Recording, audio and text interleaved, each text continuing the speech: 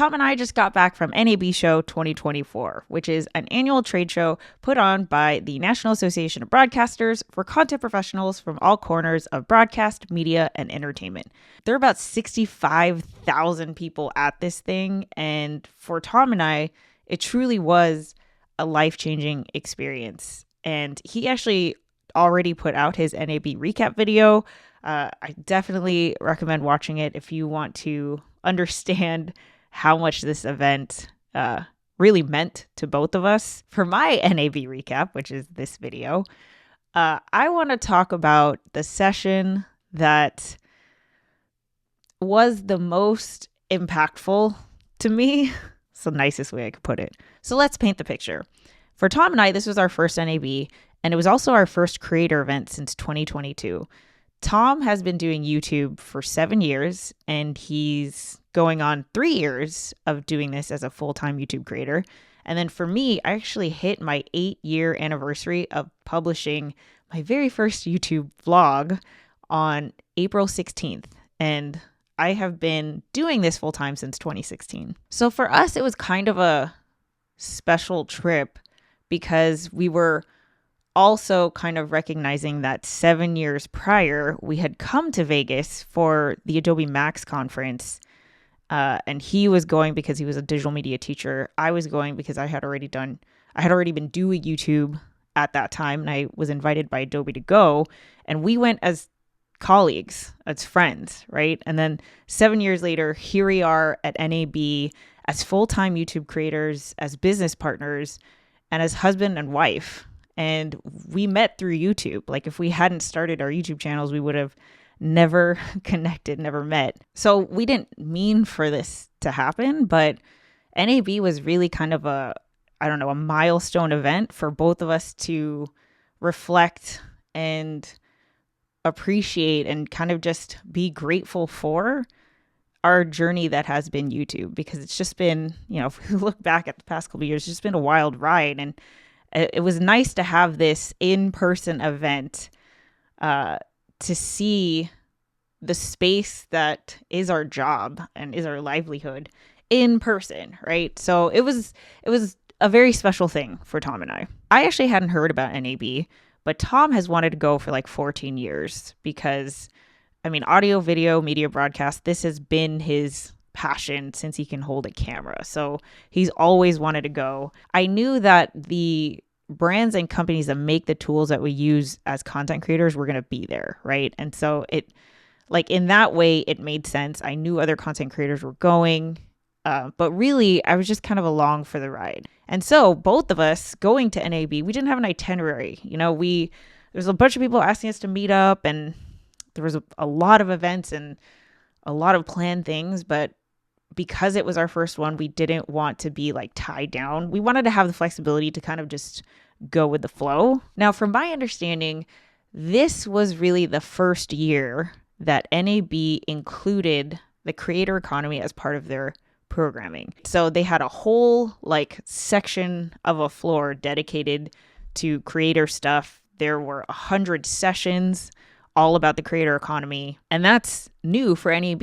And that's awesome, right? It's cool that in a traditional media trade show, the creator economy is being included. That says a lot. Now, if you don't know who I am, I started my YouTube vlog, which was on this channel, to document my journey in starting a business, which was called Share Spark Media. And its mission was to educate and empower people to utilize digital media to achieve meaningful goals.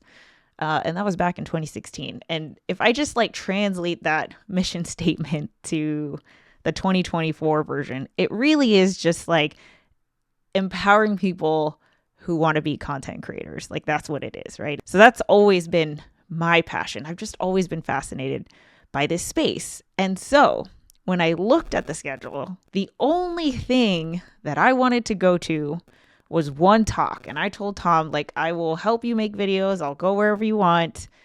But I just have one request, and it's to watch the session called The State of the Creator Economy. And of course, I'm coming at it from this is what I'm interested in, but also this is the industry that Tom and I work in, right? Can you give me insight as to what our business might look like a year, 2 years, 3 years, 5 years from now. You know, I mean, I just like, this is the talk about the space that we work in.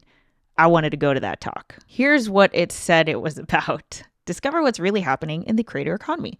This powerful session provides a sharp analysis of the current landscape, highlighting key trends, challenges, and opportunities.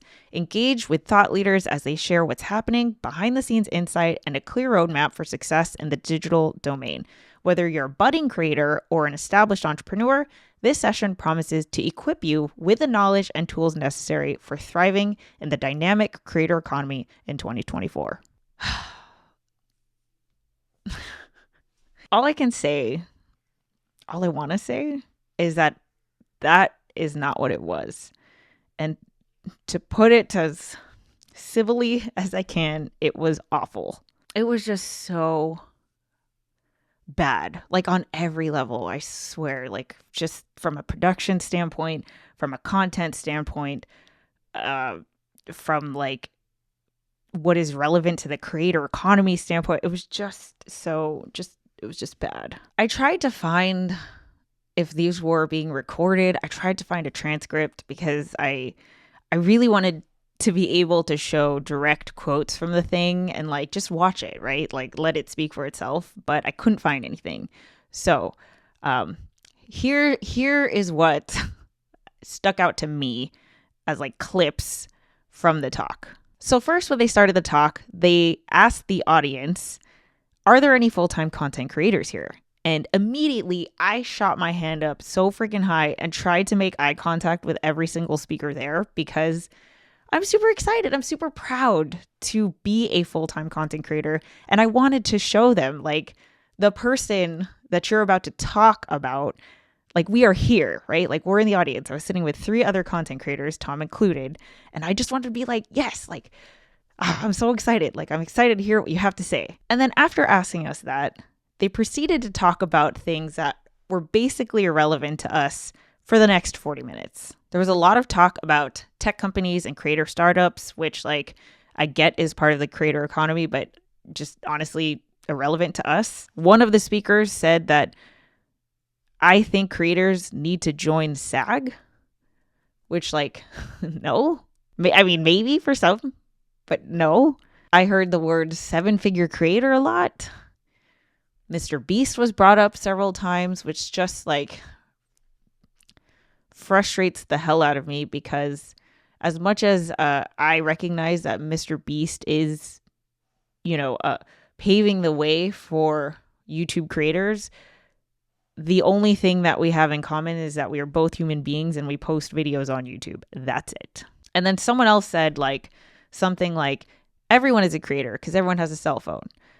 No, I just couldn't believe that you can have a whole talk about the state of the creator economy and just have none of it be relevant to the creators sitting right there. Like we're sitting right here and none of it makes any sense, honestly. Again, I really wish I had a transcript, but just the overall vibe was so dismissive to what we do, right? To our craft, to our job, to our business. Like it felt like, I swear I heard the term accidental influencer, like someone accidentally goes viral and now they're a 7-figure creator, which is true. Yes. But that's not me. Like it wasn't an accident, for the past 7-8 years, Tom and I have like blood, sweat, and tears into this thing to build it, and we're proud of it. It wasn't an accident. I swear I heard the term creator middle class, and I believe what was said when it came to that was that this was just a passing phase, which was really upsetting to me because those were like the only 3 words that I resonated with, right? Like I'm not Mr. Beast. I'm not, the kind of YouTuber who's like talent, right? Like I'm not someone who has a lawyer on staff and it needs to join SAG or anything like that. I understand that is part of the creator economy, but that's not me. That's not us. And then for you to say that this part, right, these kinds of creators are just going to fade away, like, and then not explain not explain. Like, you're basically telling me that my job is gone in a year and you're not telling me why. Like, maybe that's true, but tell me why. TikTok was brought up, which, like, irrelevant, like, I get that it's relevant for some creators. But the thing that was, like, super annoying was, like, towards the end, the moderator got little pieces of paper that all had, like, hot takes on it and just asked everybody, like all the speakers, to just respond with one word, like yes, no, maybe so. What do we think about TikTok getting banned? Blah, blah, blah. Just one word response each. And then, like, just kept doing that and then throwing the papers on the floor. And it's like, who is this for? Like, what are we... Is the budding creator getting anything out of this? Because I sure as hell am not. And I'm a full-time content creator and have been for years. And then just from, like, a production standpoint, they couldn't get the mics to work for the longest time. And it was weird because the moderator, Jim, he gave a mic to each speaker and was just like, don't touch anything, like, don't fiddle with the buttons, just talking to the mic. And then some of the speakers talked into the mics and they weren't working. And he was just like, keep talking to the mic. And it's like, buddy, the mics aren't working. And then when they finally did work, the reverb was all weird. Like, Tom was saying that if you put on the, like, cathedral effect on your microphone, right, and it sounds all echoey, like you're in a cathedral, that's what it sounded like. At NAB, at the freaking trade show that has such a focus on audio, you have the biggest audio companies in the world here, and you can't get the mics to work for this one little session. So I later found out that Jim Louderback was the moderator for several of the creator economy sessions because he was actually in charge of all of the creator programming. And I had heard that name before. I forgot where I'd heard it from. And I think he's like the CEO of VidCon, or someone like the producer creator of VidCon. Actually, let me just get this right. Okay, the CEO of VidCon. Yes. And I get that, like, you might, this is day 2. You've been doing this, it's your 50th session or whatever, and you're kind of just maybe over it. But just, I don't know, from a trade show standpoint, every single booth that we stopped by, every person who worked that booth treated us as if it was our first time there, right? That's what you do at these things. Like, you have to assume that this is our first time hearing you, seeing you, and it was a bad first impression. It was bad. Here's Jim Louderback. He was the moderator. The person sitting to his right was Drew. Drew is founder and CEO of TubeFilter, but this was the thing that stuck out to me: the creator and executive producer of the Streamy Awards. And if you don't know what the Streamy Awards are, this is an award show that basically celebrates the biggest creators in this space, right? Like, people with just a bajillion audience size, like, just, these are the people that Tyler, who was the third speaker, Tyler Cho, who is a lawyer, I feel like this is who she was referring to when she was saying that creators need to join SAG. Yes, because these people, right, the people who get streamies, like, you're essentially producing a TV show. And so from that lens, yes. But that's like no one here. That's no one in this audience. The next speaker on the panel was Avi. And then there was Renee Teely. I don't know who these two people are, but to me, they were the only ones that made any sense. And Renee was the only one that I felt actually understood what the content creators in the audience were going through. Like, she's the one who had anything that actually was relevant.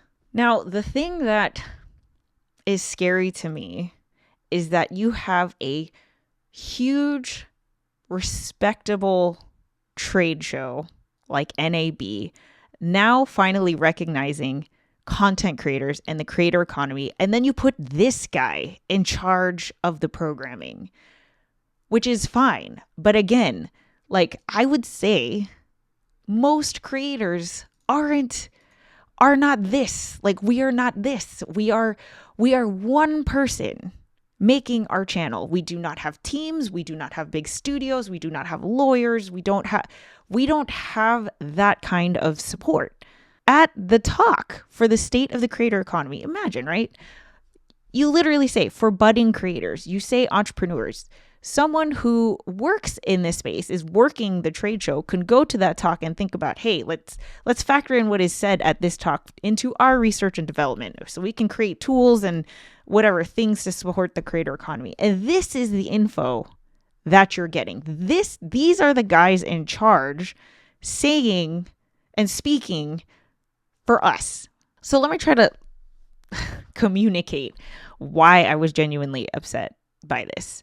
First, I found it to be extremely discrediting, maybe minimizing is the word, right? Dismissive of the thing that me and Tom take a lot of pride in and are super grateful for, right? Like, this is our craft. This is our livelihood. This is our job. Every single day we try to get better at it. We take a lot of pride in it. It is our life. And for it to be just completely minimized into a passing trend, an accidentally viral thing, just a whatever, like we're just numbers in a chart, like, no. And just because we don't pull in these crazy numbers does not mean we don't matter. And it felt like a slap in the face sitting there. Seriously, like, you're not getting the full picture and we're completely not being included. It's not their fault, but there's no representation at all. And I think that's the biggest problem. It's like, we're sitting right there in the audience.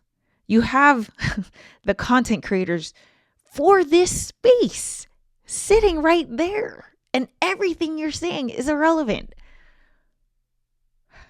So here are some of the other programming that Jim put together, right? So here's the top 5 trends in the creator economy. Join Mr. Beast president Mark for a behind-the-scenes look at the top 5 trends revolutionizing the creator economy, covering topics from streaming, television, to global distribution, AI, shifts in the media landscape, creator brands, innovative audience building methods, broader platforms. This session offers insights from an industry veteran who is influencing and directing the world's largest creator. You will gain knowledge on how these tactics and strategies are universally applicable to both large and small creators, as well as to traditional media companies. Are you effing kidding me? Like, how is global distribution and television relevant to the small creator? And first of all, Mark is the president of Mr. Beast, which tells you all you need to know in terms of how much we do not have in common, even though we're both creators. It's not even the guy. It's not even Jimmy. Here's another one. The secrets of starting a YouTube channel in 2024. 3 creators who started channels in the last 12 months share their insight on how they build multi-100,000 sponsor channels on YouTube in the last 12 months. It's never too late. So this is definitely an opinion, right? But I think that if you want to know how to start a YouTube channel in 2024, ask the people who have been doing YouTube for at least 3 to 5 years, because they've weathered the trends. They know what works. They have seen trends come and go, versus a person who went accidentally viral in the last 6 to 12 months. Like, are you going to be here in 5 years? And also, like, not everyone who wants to start a YouTube channel wants to make a YouTube channel that is a multi-100,000 sponsorship channel. Like, that's not the only path to success. The average creator, the normal creator, the one who isn't famous, the one that you haven't heard of, like, we're doing this too. We are also contributing to the economy. We're contributing to this creator economy. We are also the movers and shakers. You just haven't heard of us because we have 50,000 subscribers, 100,000 subscribers. We're never going to get a streamy. Now, I'm going to use Tom as an example here because I can speak for him, because I've seen him grow his channel from 0 to where it is, but also because I think he's a good example of the type of creator that I feel like is not being represented in these talks about the economy that we are a part of. So as of today, Tom is at 143,000 subscribers. He's put out 518 videos, and I don't know if it actually tells you views. Okay, he's got 19 million views on his channel. And just objectively, I can tell you that Tom's channel has contributed to the development of some of the products that were being showcased at NAB. I can tell you that with certainty. He had multiple people. Actually, one of the videos I want to make from NAB is a compilation of all these people wanting to take selfies with my husband because it was just a proud wife moment. But anyway, he had multiple people coming up to him, thanking him for his content, sharing that his content inspired them to create something else of their own. Even the employees, like even the people who were working at the booths and, you know, are employees of the brands, like there's just genuine respect and enthusiasm there. This was not built because Tom is at 143,000. It was built going up to that, right? It wasn't like, okay, now that you've hit this really big number, now we're going to pay attention to you. No, it was over time. It was over years of putting out content that he is proud of to have that kind of impact, not just on his viewers, but also with the brands and businesses that he's able to partner with. I wish I had a number. Like, I wish I can tell you how much money, because I know this, we're talking about the economy, right? Like, it's not all about the money. That's not what we focus on. But in terms of the creator economy, I know that's the thing that like gets people to pay attention. I wish I had a number for how much money and how much business Tom's channel and his brand has generated. It's a significant amount, right? It's a drop in the bucket compared to Mr. Beast. But if you take me, if you take the other creators like me and Tom, there is value here, undeniable value that is recognized and respected, but not a part of the conversation of the creator economy. So all this was floating in our heads. And when we got back to the hotel room, we were like, okay, if we were in charge of that talk, if we were in charge of the programming for content creators at NAB, what would we have liked to see?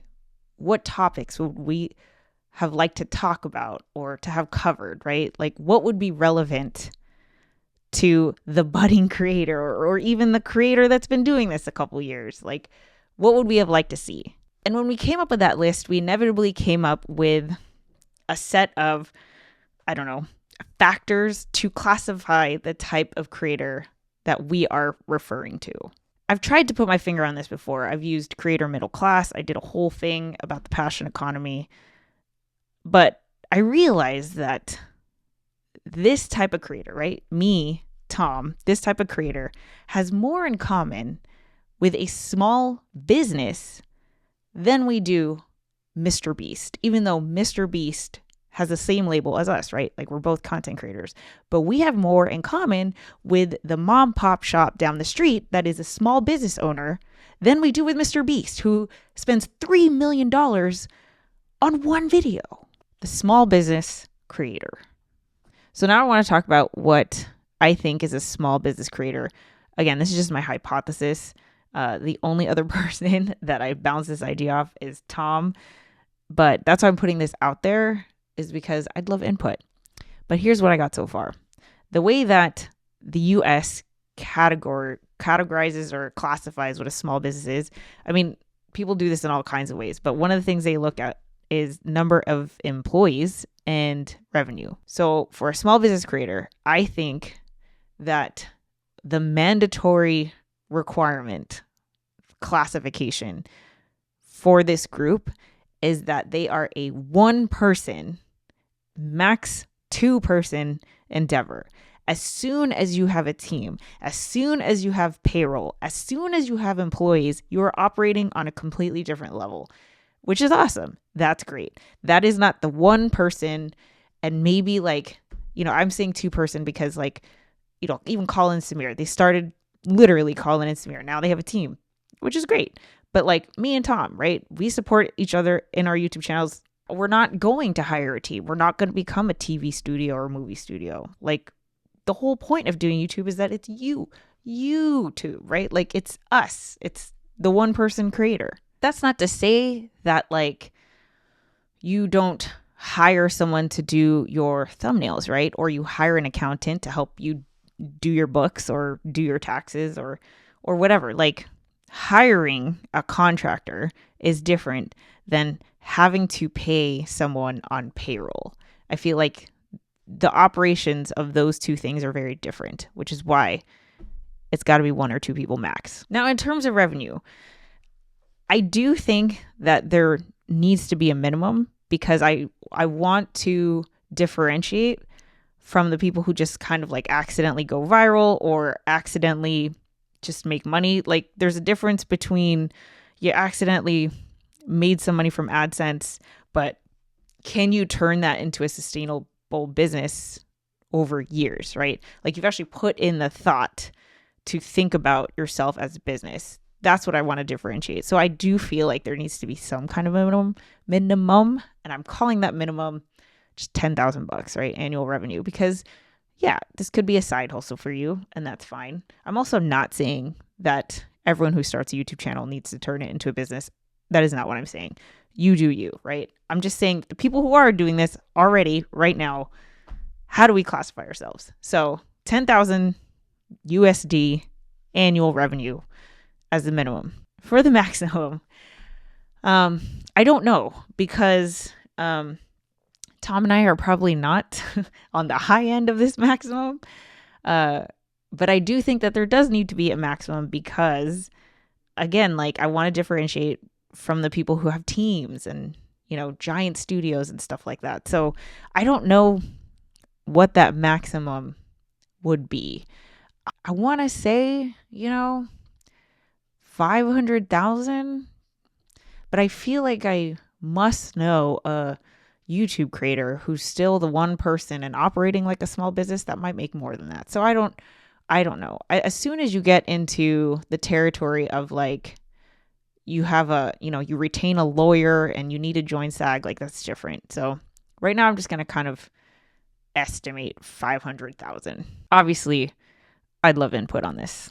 As I'm editing this video, I forgot to mention that I originally did have platform as one of the parameters, and I was going to say YouTube. And the reason why is, obviously that's what I know, but I feel like YouTube has been the platform that I have seen the small business creator consistently be successful at. Because in order for you to build a business as a content creator, I think you have to move beyond the endless chase for views and subscribers. So it can't just be AdSense. It can't just be, I forgot what the money is called on Twitch, right? But you can't just rely on like an endless amount of people watching and giving you, donations or super chats or whatever like that. It has to go beyond that. And I've seen YouTube to be the most consistent in terms of content creators being able to monetize in different ways off platform. But again, I'd love your input. So here's frequently asked questions about small business in 2023 by the U.S. Small Business Administration. Most businesses are small, 99.9% of American businesses. And small businesses generate 32.6% of known export value. Here is 10 things you probably didn't know about Canadian small business. So for Canada, they group in small to medium-sized businesses in the same thing. They call them small to medium-sized enterprises. Out of the 48,000 Canadian establishments that exported goods in 2020, the vast majority were SMEs. They produce 43% of the total value of Canadian exports. The number that I want to highlight, right, and showing you these stats about small business in America and Canada, is that by themselves, right, the mom pop shop down the street is insignificant, especially compared to like Google. But if you take all of them and you see the impact that they can make, not only, the local economy, but just the economy in general, it is a force to be reckoned with. It is substantial. I think it's a big part of this creator economy that we're talking about. And for it to be completely dismissed as if it's a phase is just, Tom and I will never win a Streamy Award. And that's not because I don't believe in us, right? Like, obviously I have all the faith in the world in us, but it would be weird if Tom's channel broke out past 1 million. It just would, because for his channel, he is uniting people who are genuinely enthusiastic about audio and video. That's why people connect with his channel, because it's as if you're in his room playing with all this audio and video stuff. That just naturally has a cap. It's niche, right? Like, not everyone's going to be super into it. So for you to break out to the point where now you're being nominated for a streaming award, you're broadening to the point where it's not connecting with a specific person, right? It's now just by the nature of it, it's more entertainment based than it is niche, right? Than it is about this very specific thing that this group of people have in common. And that's how I feel like it is for a lot of these small business creators. You just haven't heard of them because they're at the NAB equivalent of their thing. The jump rope content creator is at the jump rope meetup. Others are at the foodie meetup or the health convention or the cooking thing or whatever. They're huge in their space. They're movers and shakers in their space.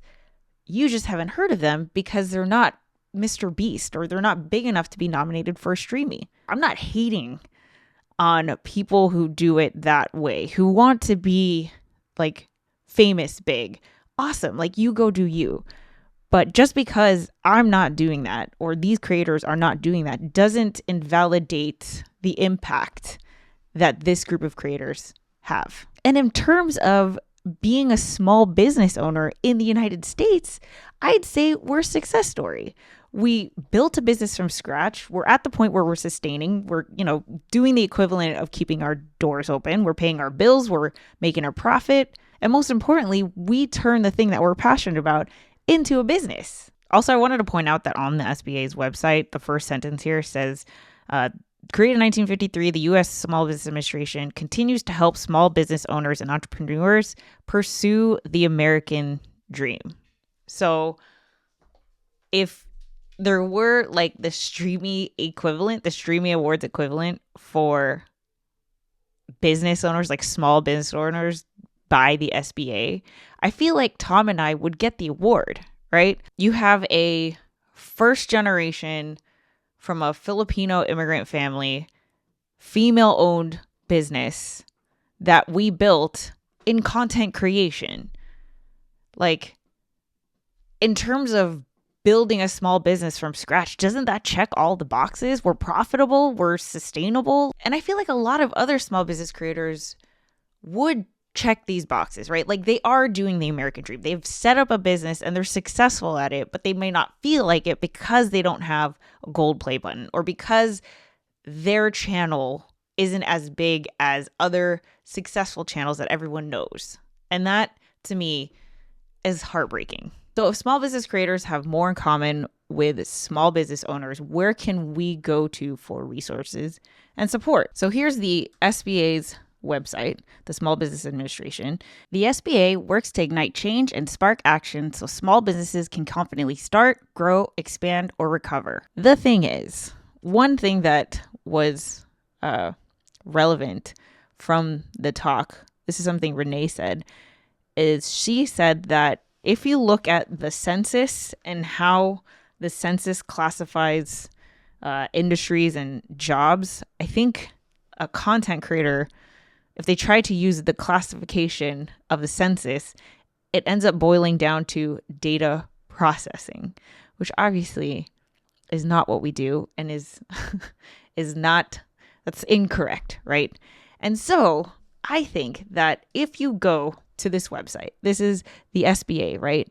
Look how beautiful this is. Browse business topics. If you want to find stuff about planning your business, here you go. If you want to find stuff about launching your business, here you go. Managing your business, growing your business. Here's all these resources.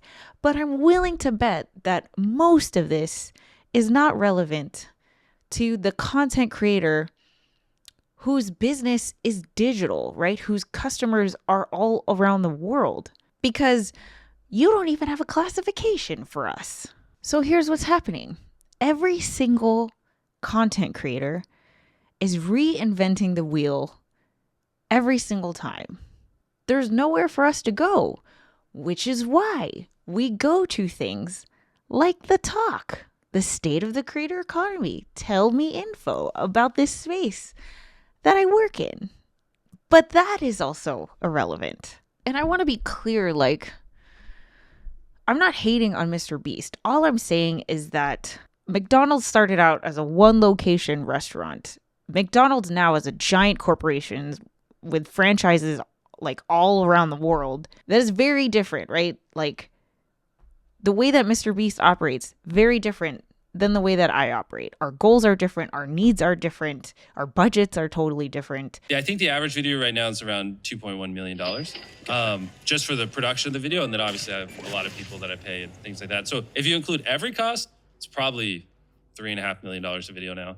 Wow. Maybe some of us accidentally went viral to start, but to be able to build that into a business and sustain that for years, we've all done that virtually with no support this entire time. And these creators are the most dedicated people that you'll ever meet, because every single small business creator started out by sharing what they were passionate about to absolutely no one, because everyone starts out making content while no one's watching. There's no one there. It's subscriber one, which is yourself. These small business creators are resourceful, they're driven, they're creative. A lot of them have had to build their YouTube channels and build their businesses while working a full-time job, while raising a family. They've had to push through things like, oh, so you're going to start a YouTube channel? You're going to make cute little YouTube videos? And I think for a lot of small business creators, a lot of us are career changers. I think a lot of us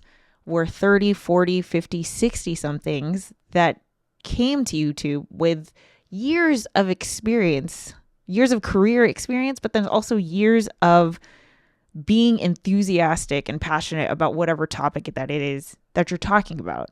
So yes, everyone can pick up their phone and start making content, but it's different when the 60-year-old who's been playing drums their whole life and has a whole lifetime of stories and just a whole lifetime of experience to share in what is being recorded, and why that content ends up resonating with a very specific group of people. Each of us puts that into this thing that ends up turning into a business.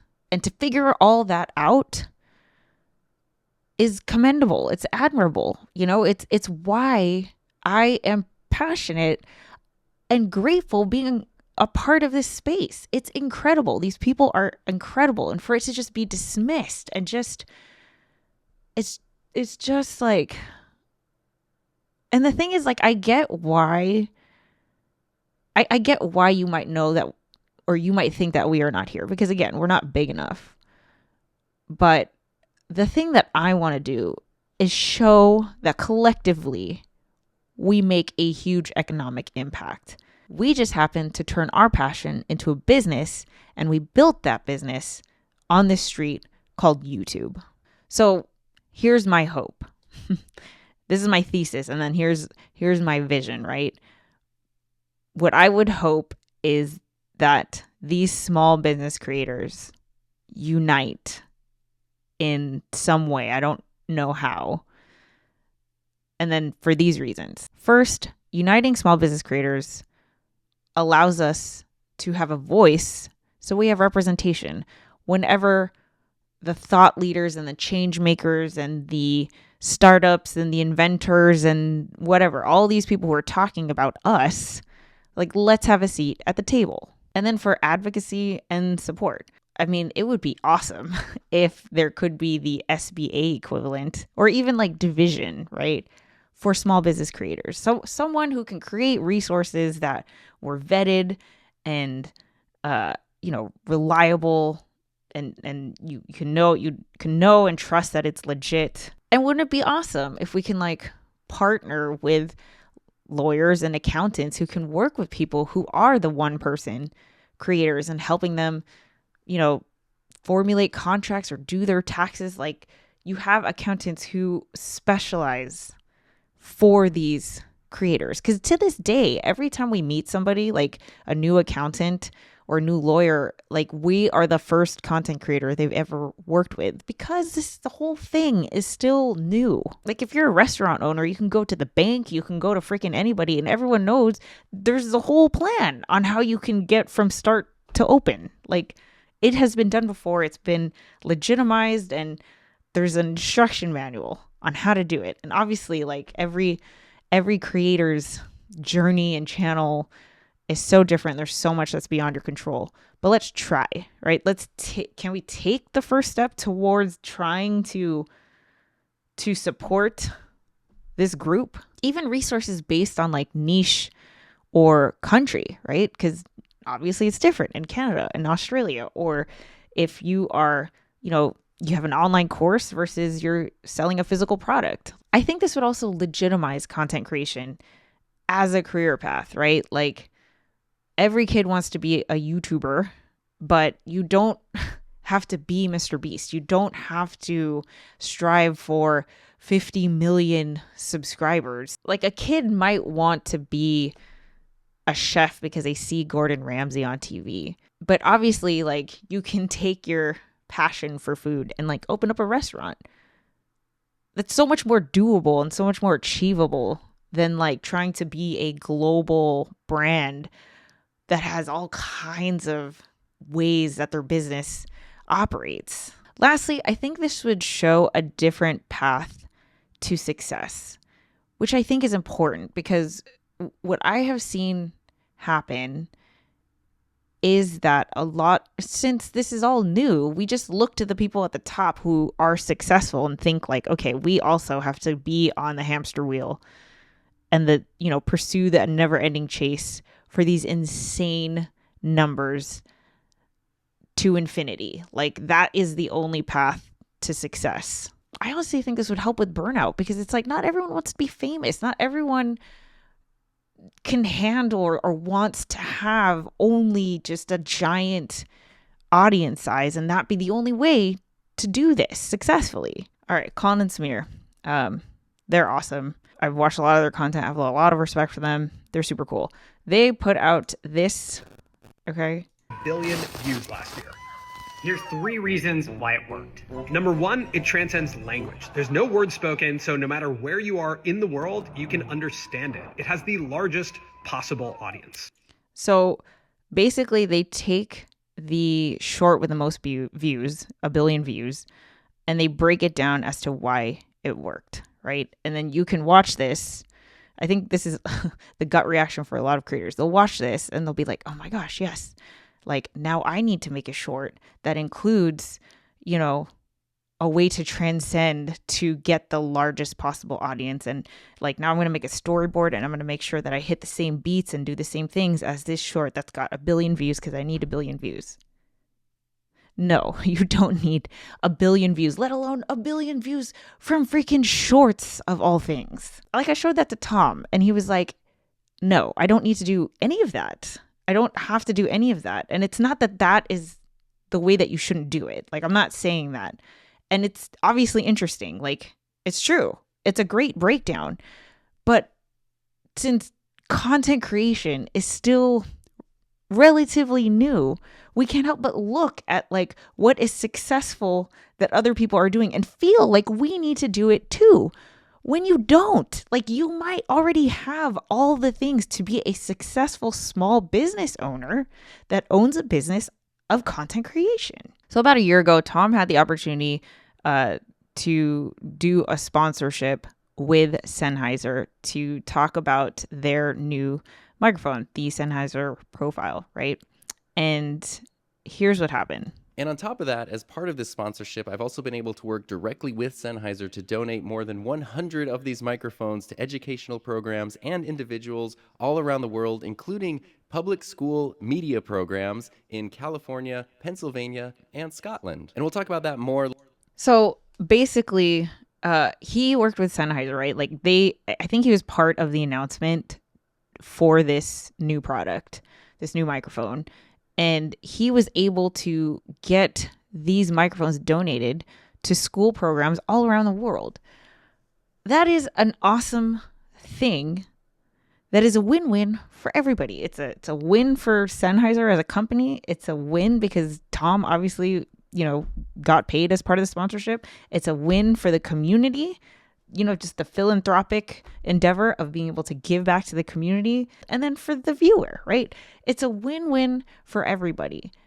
And I don't know how many subscribers and views Tom had in December 2022, but obviously it was a lot less than he has today.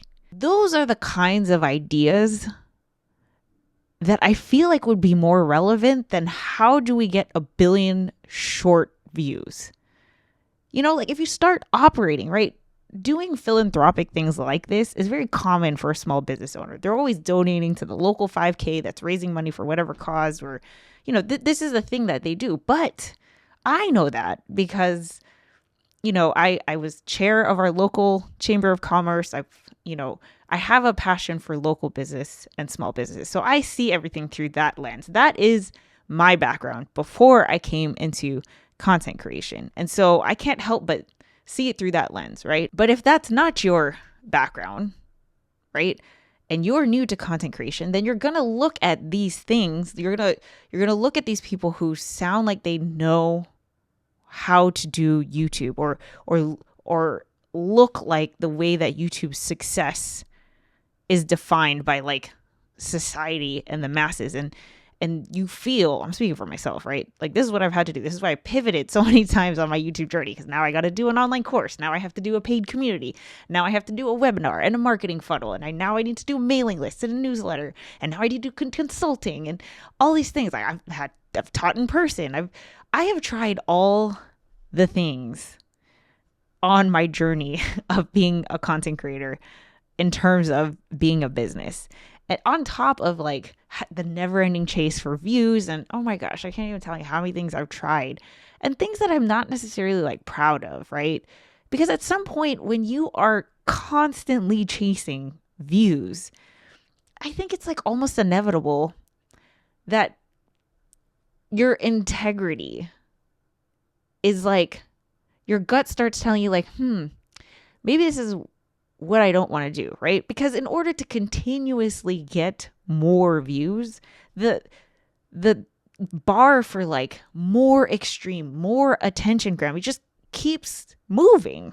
So you have to do something even more extreme every single time. Like you have to keep redefining that. That's not sustainable, and it's not good for anybody's mental health. And is that even, do you end up even making stuff that people want to watch unless you have a team? You have a team of writers, you have a budget. It makes sense for these people who basically are making TV shows as YouTube creators. It makes sense for them. They have the infrastructure and the support and the experience to be able to do that.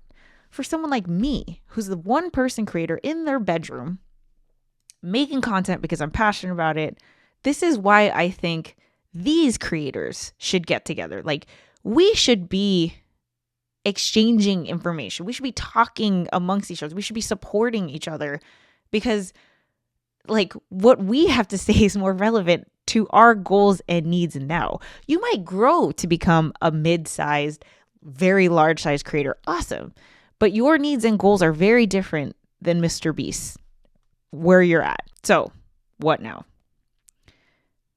Despite this one session about the state of the creator economy, NAB was truly life-changing for both me and Tom.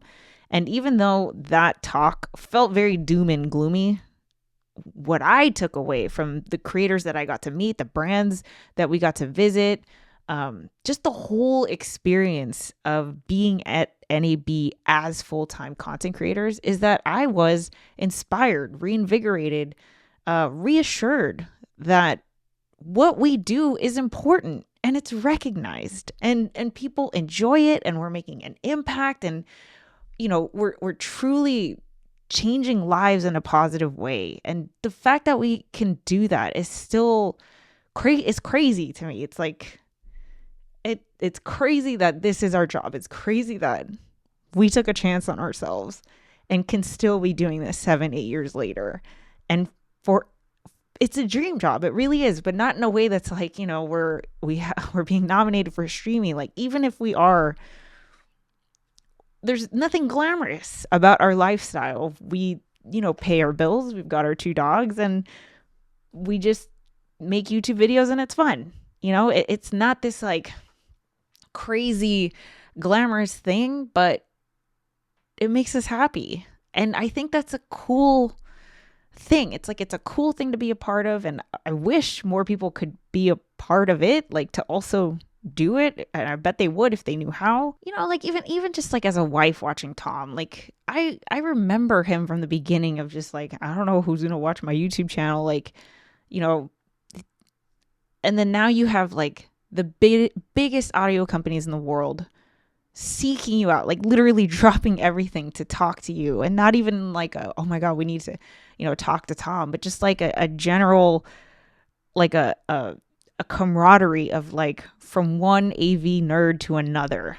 Let's hang out and let me show you this cool thing that I know you're going to be into because I know you, right? Because of YouTube, because we can share our genuine enthusiasm for the thing that we have in common. This would not be possible.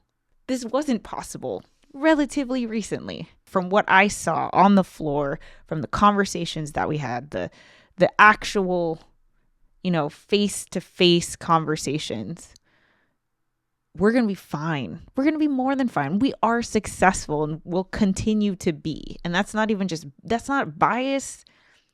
That's not wishful thinking. Like, it's there. I saw it.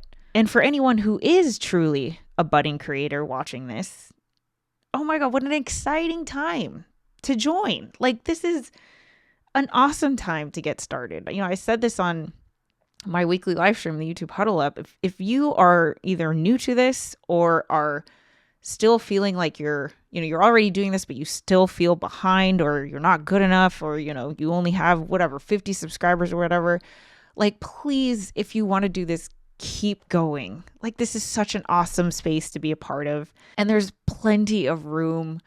And if anything, we need more voices. Let me tell you about the freaking male to female ratio at NAB. Oftentimes I was the only girl in the room, and it's like, it's not even that. I think small business creators have this in common. Well, actually, I'll speak for Tom, right? Me and Tom are of the mindset that, like, well, he's also a teacher, right? Like, this was his whole thing. It's not a like, no, we can't tell anybody what we do or how we do it because we don't want anybody else to copy us or take it from us. No, we are definitely of the mindset, like, all ships rise with the tide.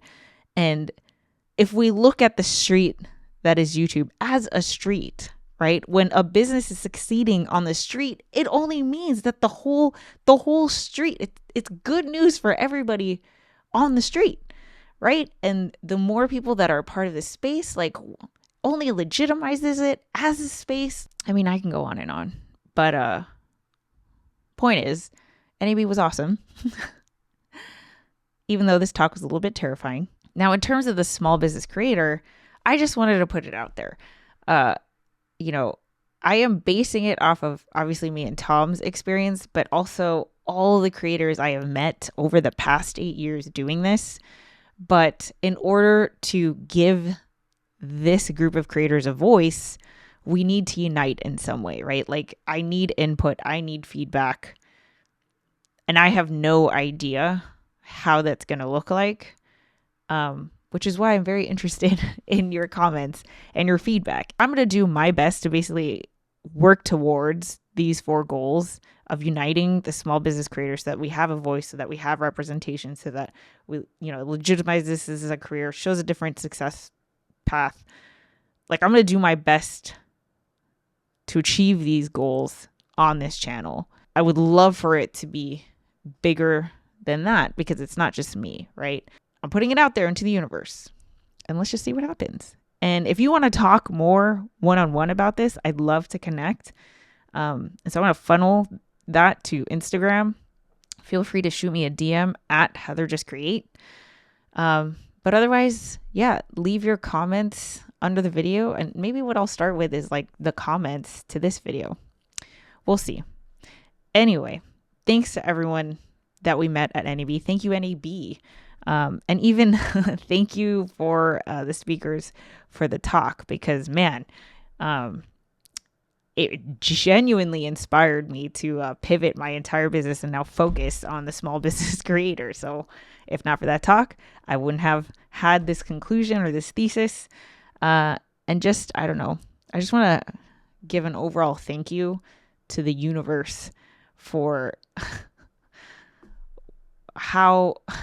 what my life is and how I ended up here. I have no idea, but I'm just grateful.